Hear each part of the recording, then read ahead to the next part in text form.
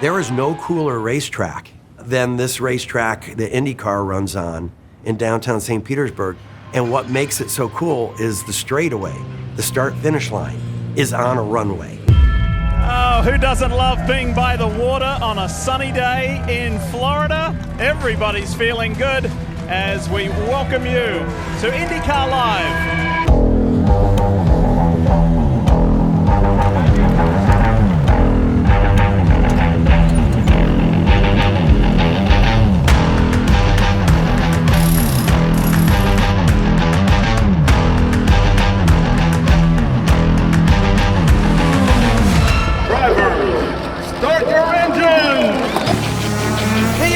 IndyCar Series is underway here in St. Pete. By integrating the race with the airport and the marina and everything, it's pretty much the coolest thing I've ever seen. The straightaway is amazing. You really get to hear the cars open up, hit their top end, and then slow down, break it down, and then hit their turn. We've been coming here for 12 years. It's great. It's great. You know, I don't know how many miles an hour they do, but it's they can definitely pick up some speed over there.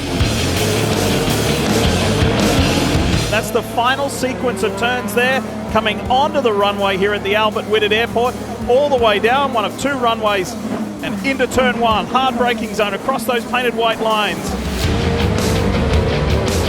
Having the racetrack run on the airport's really cool. I've landed on that runway, so to see the cars coming down there, making the corner there. And when you pull your plane off the runway, there's the tire tracks of the cars still there. A super fast car going down and then an airplane or the helicopter shooting in the background. It's quite unique as opposed to just kind of a straightaway surrounded by fans. It's a bit more dynamic, and when the cars aren't racing, I have something to watch as well.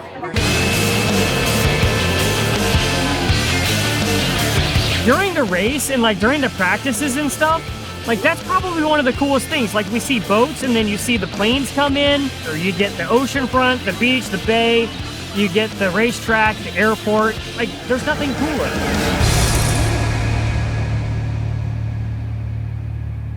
The Indianapolis 500 made Indianapolis, Indiana. There's just no two ways about it.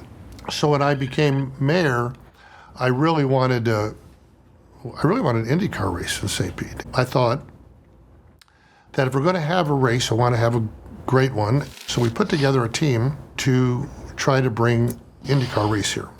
Well, at the time, IndyCar did not race on either streets or in road races. They only did ovals. He starts the 500. Jan Beekes drivers are in. St. Petersburg became known as the place where the first right-hand turn in IndyCar history took place.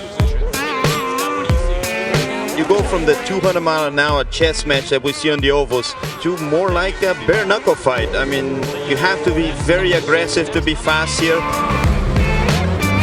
1.8-mile street circuit with 27 cars. No other race series in the world would attempt to do just that. IndyCar is gnarly start to finish. I can't tell you how many racers tell me it's the best street race they've ever raced on in the world.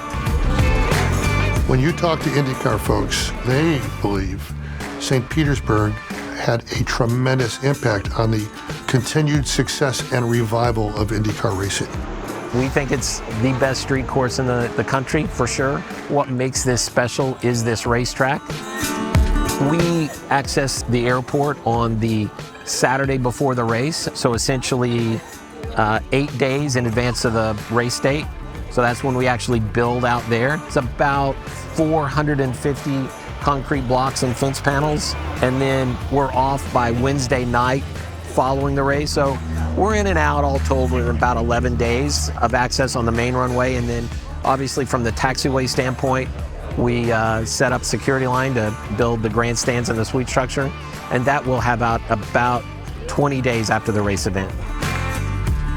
No other track has a runway, driving through the city, driving out to the water. The only one that can compare to this is Monaco, but you know, they don't have a runway. The combination of running on an airport, literally, on the runway, and then also on the streets, the tiny narrow streets and bumpy streets. And to have a setup on the car that works for both, and also a driving style that works for both is quite a challenge, which makes it quite unique. I think for IndyCar, it's one of the highlights of the year that we're starting off on such a cool race like St. Petersburg. And for me as a driver, I just love the atmosphere here. You know, it's such a electric atmosphere with all the fans. The best part about St. Petersburg and this track is really the city. The people in it, they make this event what it is. You know, they embrace IndyCar when we come here every year. And you feel the atmosphere, you know, and that makes a difference when you're driving.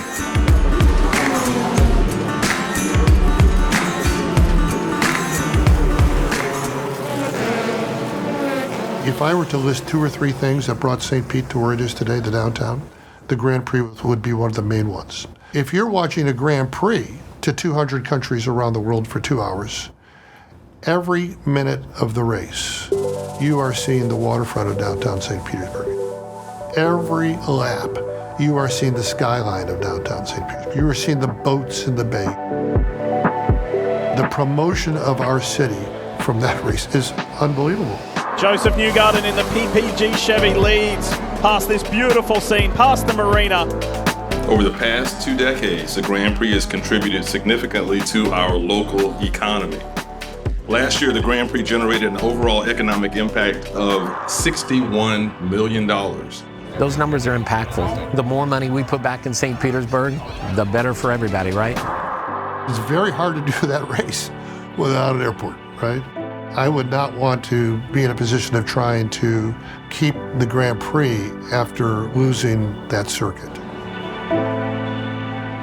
If Albert Whitted Airport wasn't part of our racetrack configuration, it's really start over again. We look forward to many, many years racing on Albert Whitted Airport.